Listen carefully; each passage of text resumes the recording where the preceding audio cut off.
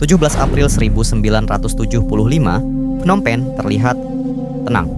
Matahari terbit seperti biasa, menyinari rumah-rumah bergaya kolonial Prancis, pasar yang mulai hidup, dan rumah sakit yang penuh pasien luka perang. Banyak orang percaya satu hal, perang telah berakhir. Tentara Khmer Rouge masuk ke kota, dan bagi rakyat yang lelah berperang selama bertahun-tahun, itu terdengar seperti kabar baik. Namun, dalam hitungan jam, kota itu kosong. Rumah sakit dikosongkan paksa.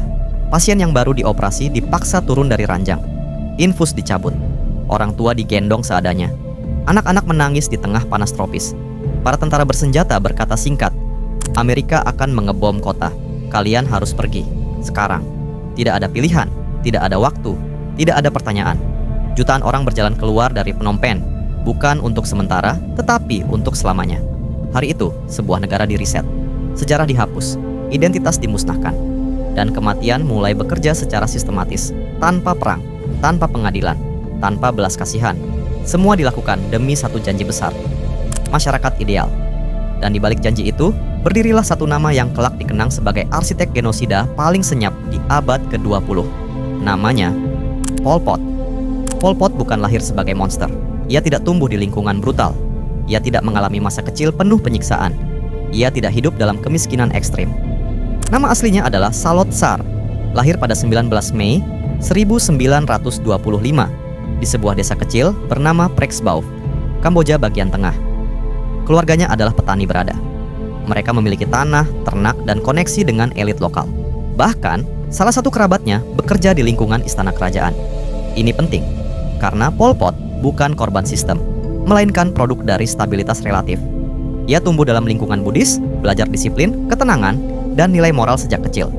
Tidak ada tanda bahwa anak ini kelak akan bertanggung jawab atas kematian sekitar 2 juta manusia. Sebagai remaja, Salot Sar dikenal pendiam, sopan, dan tidak menonjol. Ia bukan pemimpin karismatik, bukan orator hebat. Bahkan dalam banyak catatan, ia justru terlihat biasa saja, nyaris tak terlihat. Namun justru disitulah letak bahayanya. Karena kejahatan terbesar dalam sejarah manusia seringkali tidak lahir dari amarah, melainkan dari keyakinan yang tenang. Pada akhir 1940-an, Salot Sar mendapatkan kesempatan yang mengubah hidupnya, beasiswa ke Prancis. Paris saat itu bukan sekadar kota seni dan romantisme. Ia adalah titik didih ideologi. Di kafe-kafe kecil, mahasiswa berdiskusi tentang Marxisme, anti-imperialisme, revolusi kelas, kebencian terhadap kolonialisme barat. Di sanalah Salot Sar bertemu komunisme versi paling radikal. Secara akademik, ia gagal. Ia tidak pernah menonjol di bidang teknik atau pendidikan formal. Namun secara ideologis, ia menyerap segalanya. Ia membaca Karl Marx. Ia mengagumi Lenin. Namun satu sosok yang paling mempengaruhinya adalah Mao Zedong. Dari Mao, Pol Pot menyerap satu gagasan berbahaya. Petani adalah manusia murni. Kota adalah sumber pembusukan. Intelektual dianggap parasit. Pendidikan formal dianggap alat penindasan. Individualisme dianggap dosa. Dan disinilah titik balik itu terjadi. Pol Pot mulai percaya bahwa manusia bisa dibentuk ulang, bahwa sejarah bisa dihapus, bahwa penderitaan hari ini sah selama surga tercapai esok hari. Dalam pikirannya, kematian bukan kejahatan, melainkan alat. Ketika Salot Sar kembali ke Kamboja, ia tidak kembali sebagai guru biasa. Ia kembali sebagai Pol Pot, nama samaran yang kelak akan membuat tanah negaranya dipenuhi tulang. Ia tidak berteriak revolusi di jalanan, ia berbisik di hutan, merekrut perlahan, membangun organisasi dalam diam. Dan ketika dunia lengah, ia siap melakukan eksperimen paling kejam dalam sejarah modern, menciptakan manusia baru dengan cara memusnahkan yang lama. Ketika Salot Sar kembali ke Kamboja pada awal 1950-an, negaranya sedang berada di persimpangan sejarah. Kamboja masih berada di bawah bayang-bayang kolonialisme Prancis. Ketimpangan sosial terlihat jelas. Kota tumbuh, desa tertinggal. Elit hidup nyaman, petani hidup pas-pasan. Bagi banyak orang, ini adalah ketidakadilan. Namun bagi Pol Pot, ini adalah pembenaran ideologi. Ia mulai bekerja sebagai guru.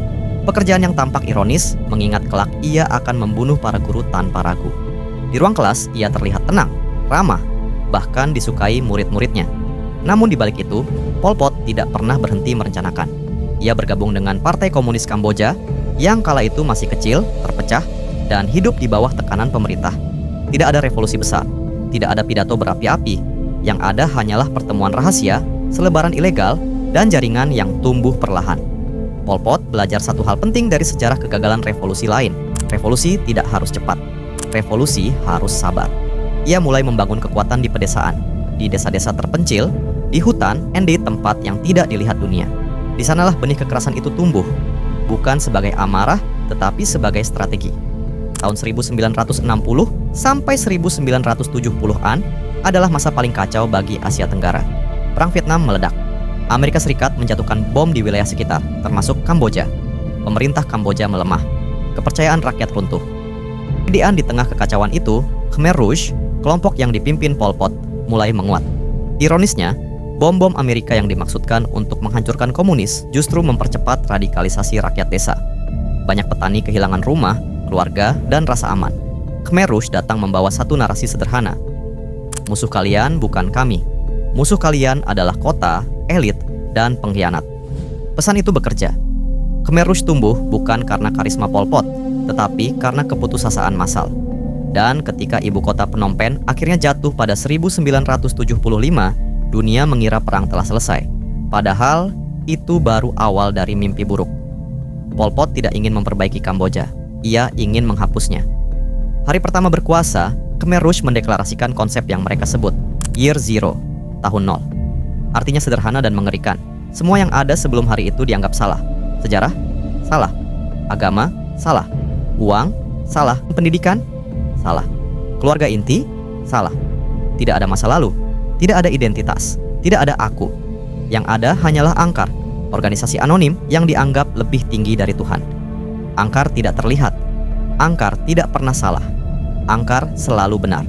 Dan atas nama Angkar, segala kekejaman menjadi sah. Phnom Penh dikosongkan dalam hitungan hari. Lebih dari 2 juta orang dipaksa berjalan ke pedesaan. B. Tanpa bekal cukup. Tanpa tujuan jelas. Orang tua tertinggal dan mati di jalan. Anak-anak kehilangan orang tua. Pasien rumah sakit mati di bawah matahari. Tidak ada rasa bersalah. Karena dalam ideologi Pol Pot, penderitaan ini adalah proses pemurnian. Kota dianggap sarang korupsi. Orang kota dianggap manusia setengah jadi. Mereka harus dididik ulang melalui kerja paksa atau dimusnahkan. Dalam masyarakat ideal Pol Pot, semua orang adalah petani. Semua orang bekerja dari subuh hingga malam. Tidak ada pendidikan formal. Tidak ada kebebasan berpikir. Tidak ada diskusi. Tidak ada kritik. Individu dihapus. Nama diganti nomor. Anak-anak dipisahkan dari orang tua dan dididik untuk lebih setia pada Angkar daripada keluarga. Dan ada satu hal yang paling mengerikan. Berpikir dianggap kejahatan. Memakai kacamata bisa berarti mati, karena dianggap intelektual. Bisa membaca? Mencurigakan. Bisa bahasa asing? Pengkhianat. Kesetaraan diciptakan dengan cara meratakan semua orang ke titik terendah. Eksekusi tidak dilakukan dengan tembakan. Peluru mahal. Nyawa manusia tidak. Korban dibunuh dengan cangkul, palu, bambu runcing. Anak-anak dibunuh di depan orang tua. Bayi dihantam ke pohon agar tidak tumbuh menjadi musuh. Lubang-lubang besar digali. Tubuh dilempar begitu saja. Tanah menutup suara jeritan. Hari ini tempat itu dikenal sebagai The Killing Fields. Tanahnya masih mengeluarkan serpihan tulang saat hujan turun. S21 dulunya adalah sekolah menengah. Di bawah Pol Pot, ia berubah menjadi pabrik pengakuan palsu. Tahanan dipaksa mengaku mata-mata CIA, agen KGB, pengkhianat Angkar. Penyiksaan dilakukan sistematis, pengakuan ditulis, lalu korban dibunuh. Dari lebih dari 14.000 tahanan, hanya belasan yang selamat. Pol Pot mulai curiga pada semua orang, bahkan pada kadernya sendiri. Pembersihan internal dilakukan. Pembunuhan semakin liar. Negara runtuh dari dalam. Akhirnya, Vietnam menyerbu Kamboja pada 1979. Khmer Rouge jatuh.